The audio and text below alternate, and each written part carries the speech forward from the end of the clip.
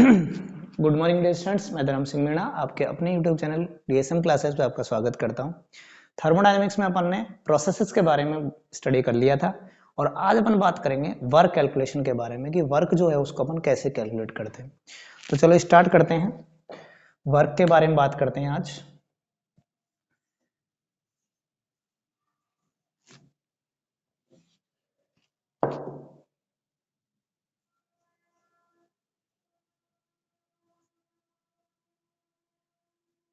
Work जो है वो कैसे कैलकुलेट किया जाता है और चैप्टर अपना चल रहा है क्या, थर्मोडायनेमिक्स।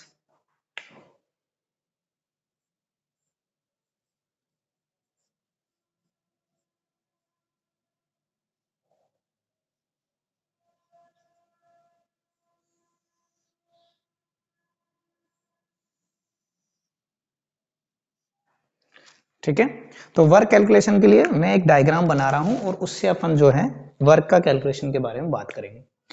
जैसे अपने पास में यहां बना देता हूं मैं ताकि कैलकुलेशन अपन इधर कर लेंगे। ये कोई कंटेनर है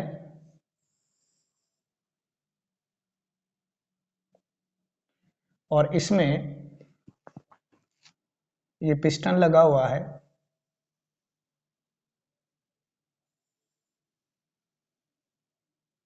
और एक पिस्टन जो है उसकी कंडीशन, या पिस्टन की पहली कंडीशन ये है और दूसरी वाली नीचे है। ये अपना पिस्टन है।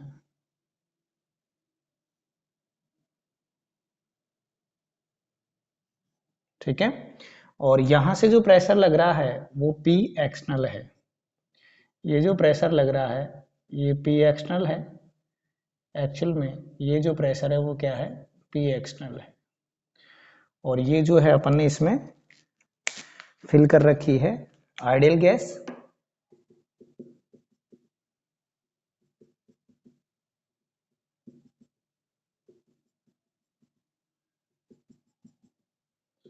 इस तरह से ये इसमें आइडियल गैस है।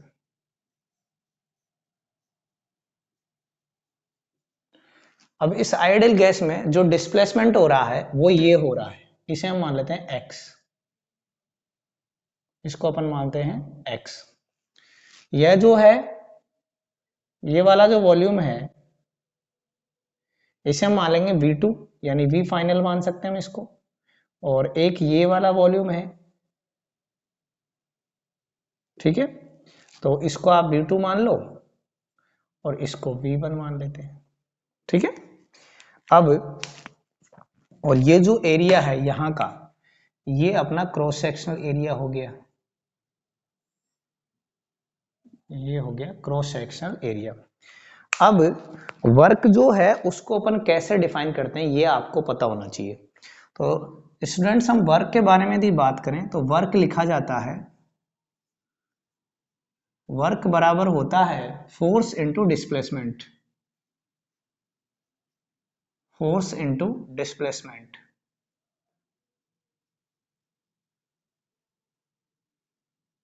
ठीक है, हम क्या कर रहे हैं एक्चुअल में, ये जो हमने कंटेनर लिया है इसमें कितना वर्क हो रहा है और किस डायरेक्शन में हो रहा है ये हमारा सिस्टम है एक तरह से। अब इसमें ये आइडियल गैस फिल करके और हम ये पता लगाने की कोशिश करेंगे कि वर्क कैलकुलेशन कैसे किया जाता है। तो वर्क जो है वो एक्चुअल में हम पढ़ते हैं वर्क बराबर होता है फोर्स इनटू डिस्प्लेसमेंट, कुछ इस तरह से अपन इसको पढ़ते हैं। अब यदि मैं इस पिस्टन में बात करूं, इस पिस्टन में, ठीक है, तो फोर्स क्या है, ये पी एक्सटर्नल। क्लियर है, तो मैं इसको लिखूंगा पी एक्सटर्नल इनटू ए, और डिस्प्लेसमेंट कितना हो रहा है, ये x के बराबर। भाई ये पिस्टन यहां था पहले, अब ये पिस्टन यहां पहुंच गया, तो डिस्प्लेसमेंट कितना हुआ इसमें, x।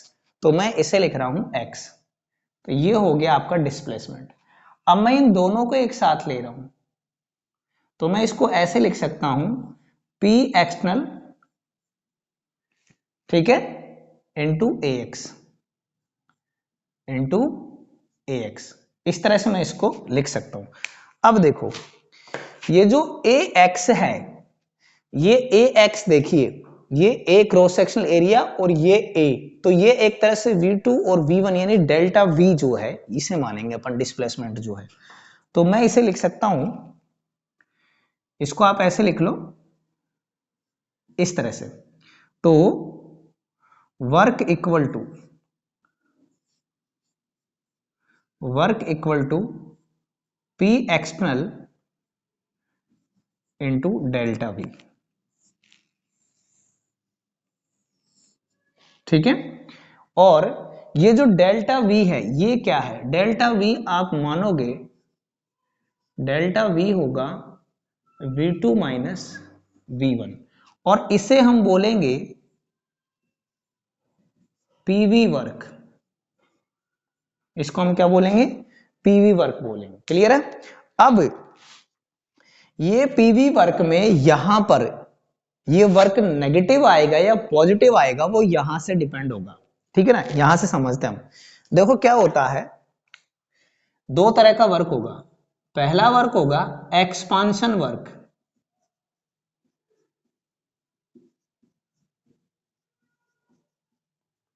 पहला होगा एक्सपांशन वर्क। अब एक्सपांशन वर्क का मतलब क्या होगा कि जो गैस है ये इस पिस्टन पर क्या करेगी, प्रेशर लगाएगी और ये एक्सपांड होगी तो ये ऊपर जाएगा piston.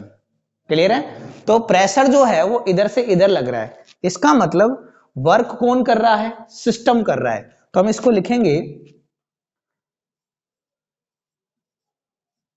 Work done by system, और ये क्या होगा, W नेगेटिव होगा। इसे हम क्या लेंगे, नेगेटिव लेंगे। तो नेगेटिव के केस में हम इसे लिखेंगे W बराबर minus P external delta V। Clear है। यानी कि ये जो वर्क डन है इसमें यहां पर नेगेटिव आएगा एक्सपांशन के केस में। और यदि क्या हो रहा है कि यहां पर सराउंडिंग की ओर से यानी पिस्टन पर बाहर से प्रेशर लग रहा है और ये नीचे की ओर आ रहा है, तो अब वर्क किस पे हो रहा है, सिस्टम पे हो रहा है, तो वो क्या आ जाएगा, पॉजिटिव आ जाएगा। तो उसमें होगा कंप्रेशन। तो मैं सेकंड बोल सकता हूं कंप्रेशन वर्क, सेकंड हो गया कंप्रेशन वर्क, कंप्रेशन वर्क। और ये होगा work done on the system, ये होगा work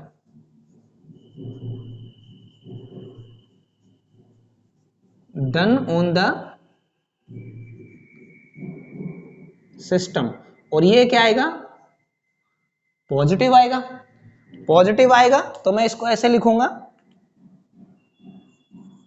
W equal to P external delta V। तो इस तरह से वर्क को जो है हम किस तरह से डिसाइड करेंगे ये मैंने इसके थ्रू आपको समझाया। अब कुछ यूनिट कन्वर्जन है वो देख लीजिए। जैसे पहला मैं बता देता हूं आपको,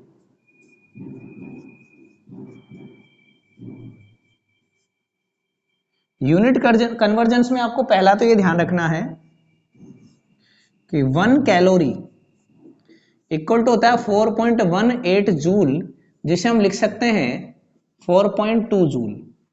क्लियर है। दूसरा 1 लीटर एटमॉस्फेरिक को आप लिख सकते हो 101.3 जूल, 101.3 जूल, ठीक है। और कैलोरी में इसे लिखोगे तो आप लिख सकते हो 24.2 कैलोरी। और आप इसे अर्ग में लिखोगे तो आप लिख सकते हो 101.3 इंटू 10⁻7 अर्ग। क्लियर है। और भी इसके होते हैं कि मैं इसको कितना ले सकता हूं, अप्रोक्सीमेट 100 जूल, और इसको मैं ले सकता हूं अप्रोक्सीमेट 24 कैलोरी, और इसे मैं ले सकता हूं 10⁹ अर्ग। ये यूनिट कन्वर्जन्स आपको आने चाहिए, क्योंकि जब हम वर्क की कैलकुलेशन करेंगे तो आपके जो वर्क निकल के आएगा वो लीटर एटमॉस्फेरिक में कैलकुलेट करके आएगा, उसको हम किस में कन्वर्ट कर देंगे, 100 से मल्टीप्लाई करके जूल में। क्लियर है। फटाफट आप इसे लिखें फिर अपन आगे बढ़ेंगे। कुछ मैं आपको न्यूमेरिकल्स कराऊंगा वर्क कैलकुलेशन के।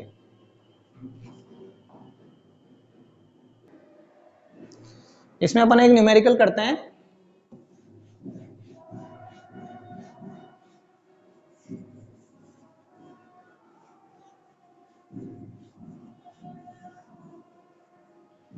एक न्यूमेरिकल है, when 1 mole of A gas, numerical ये है, when 1 mole of A gas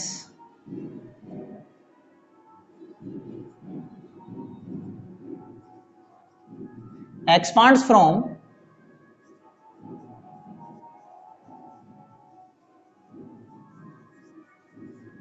1 liter to 5 liter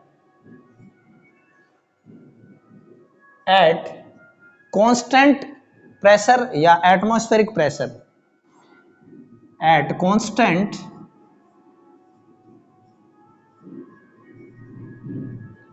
atmospheric pressure, then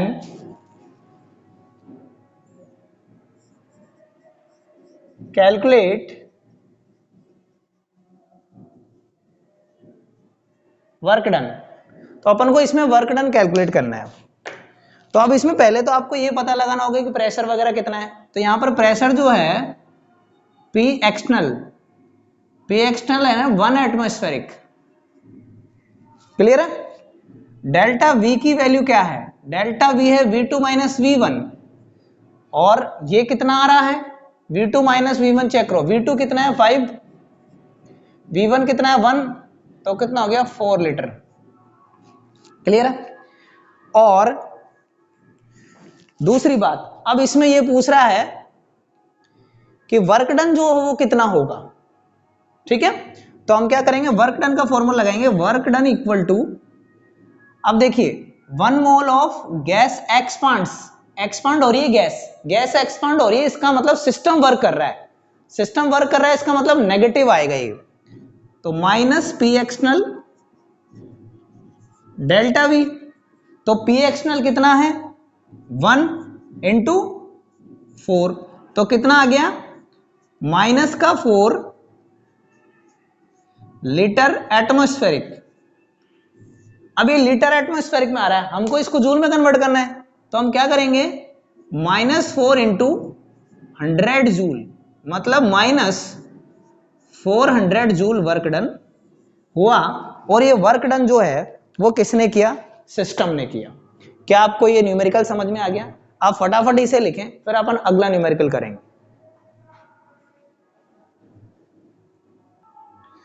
अब फर्स्ट लॉ के क्या कुछ कॉन्क्लूजन्स होते हैं वो अपन देखेंगे, ताकि अपन को एग्जैक्ट चीजें इसमें पता चल जाए। कॉन्क्लूजन्स क्या क्या हो सकते हैं देख लीजिए। तो कॉन्क्लूजन्स ऑफ फर्स्ट लॉ,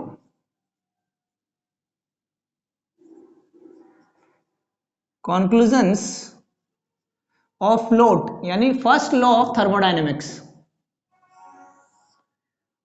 पहला, यदि मैं प्रोसेस ले लेता हूं आइसोथर्मल प्रोसेस कौन सा ले रहा हूं मैं, आइसोथर्मल प्रोसेस,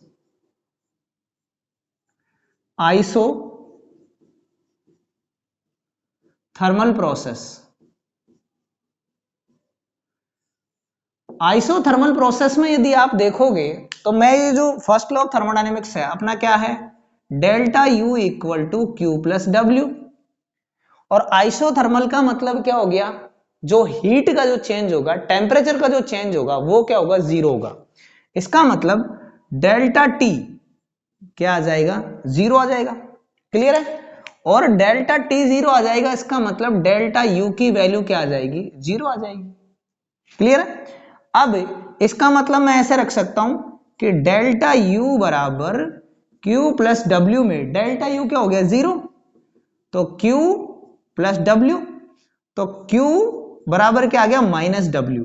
ये क्या प्रूव कर रहा है, ये प्रूव ये कर रहा है कि यदि प्रोसेस आइसोथर्मल है और उसमें हीट यदि वो ले रहा है, तो उस केस में जितनी भी सिस्टम हीट लेगा उसको पूरी वो वर्क डन करने में कन्वर्ट कर देगा। यानी जितनी हीट उसने एब्जॉर्ब की वो सारी जो हीट है वो किस में कन्वर्ट कर देगा, वर्क डन में। जितनी भी हीट हमने सिस्टम को दी है वो सारी हीट किस में कन्वर्ट हो गई, वर्क डन में। तो ये था आइसोथर्मल प्रोसेस के लिए। अब मैं दूसरा बताता हूं आपको आइसोबैरिक के लिए।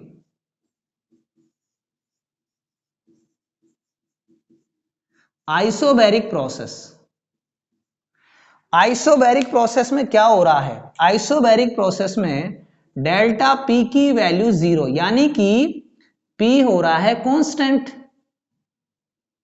समझना अब इस बात को। लेकिन थर्मोडायनेमिक्स में जो फर्स्ट लॉ है उसमें तो कहीं जिक्र ही नहीं है इस बात का। यहां तो डेल्टा यू बराबर क्यू प्लस डब्ल्यू है। कहीं डेल्टा पी या पी आ रहा है क्या? नहीं आ रहा। इसका मतलब यहां पर ये फर्स्ट लॉ ऐसे कैसे रहेगा, कोई चेंज नहीं होगा। अब मैं तीसरी बात कर रहा हूं। दो प्रोसेस मैंने आपको बता दिए, तीसरा प्रोसेस बता रहा हूं आइसोकोरिक होता है तो क्या होगा। तीसरी बात करते हैं अपन थर्ड प्रोसेस। थर्ड प्रोसेस है isochoric. Isochoric process. Isochoric process में एक्चुअल में हो क्या रहा है कि डेल्टा वी जो है वो 0 है। मतलब डेल्टा वी 0 का मतलब वॉल्यूम कांस्टेंट है। तो डेल्टा वी क्या हो रहा है? 0 हो रहा है। मतलब कि वी जो है वो क्या है? कांस्टेंट है। अब समझना, W equal to minus P external into delta V, ठीक है। और यहां देखो W equal to minus P external, delta V तो क्या हो रहा है? 0, यानी इंटू में 0 करूंगा तो W क्या आ गया? ओवरऑल 0। W क्या आ गया? 0। इसका मतलब मैं फर्स्ट लॉ ऑफ थर्मोडायनेमिक्स से यदि लगाता हूं कि delta U equal to Q plus W, तो डेल्टा U बराबर Q प्लस 0। इसका मतलब क्या आ गया? डेल्टा U बराबर Q। डेल्टा U बराबर क्या आ गया? Q। मतलब कि जितनी इंटरनल एनर्जी थी, जितनी हमने हीट दी, वो किस में कन्वर्ट हो गई? इंटरनल एनर्जी चेंज में क्या हो गई? कन्वर्ट हो गई। वर्क डन क्या है यहाँ पे? 0 है। इसका मतलब मैं ये लिख सकता हूं कि डेल्टा U बराबर हो गया QV। QV क्यों? क्योंकि कांस्टेंट वॉल्यूम पे है ये। QV मैंने क्यों बोला? Heat absorbed at constant volume is equal to change in internal energy. बात समझ में आ रही है? इसका मतलब हम इसको ऐसे लिख सकते हैं। अब यहां देखना, Q जो होता है, Q जो है वो पाथ फंक्शन है। Q क्या है?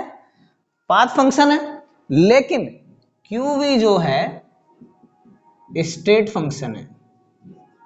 QV क्या है? State function. Q यानी कि हीट और वर्क यानी कि W पाथ फंक्शन होते हैं। लेकिन यदि Q किस पे हो? कांस्टेंट वॉल्यूम पे, तो फिर वो क्या हो जाएगी? स्टेट फंक्शन हो जाएगी। ये बात आप लोगों को ध्यान में रखनी है। अब मैं इनको आप लिखे, फिर मैं एक साइक्लिक प्रोसेस का और बताता हूं आपको कि साइक्लिक प्रोसेस में क्या होगा। यहां पर थोड़ा सा एक चीज और ध्यान दे लेना, आप मैं बता देता हूं। यहां क्या हो रहा है एक्चुअल में आइसोकोरिक प्रोसेस में क्या हो रहा है कि ये जो कंटेनर है ये रिजिड कंटेनर है। ये जो कंटेनर है, ये कंटेनर क्या है? यहां पर गैस भरी हुई है। ये जो कंटेनर है ये है रिजिड कंटेनर।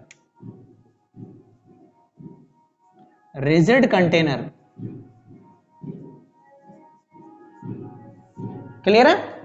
इस तब जाके ये हो पाता है, ठीक है। अब मैं बात करता हूं साइक्लिक प्रोसेस की, कि साइक्लिक प्रोसेस में क्या होगा। देखिए 4th नंबर पे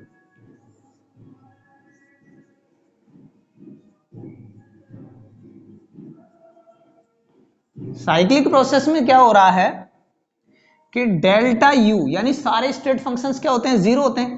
तो डेल्टा U क्या है? 0 है।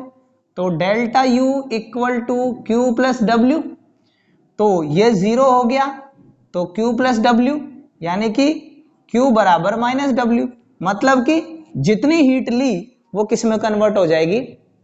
वो कन्वर्ट हो जाएगी वर्क डन में। क्लियर है? आप फटाफट इसे लिखें फिर अपन आगे देखेंगे।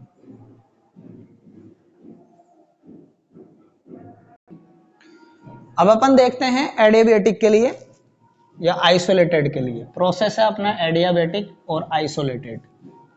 देखिए अब मैं बात करता हूं 5th नंबर पे,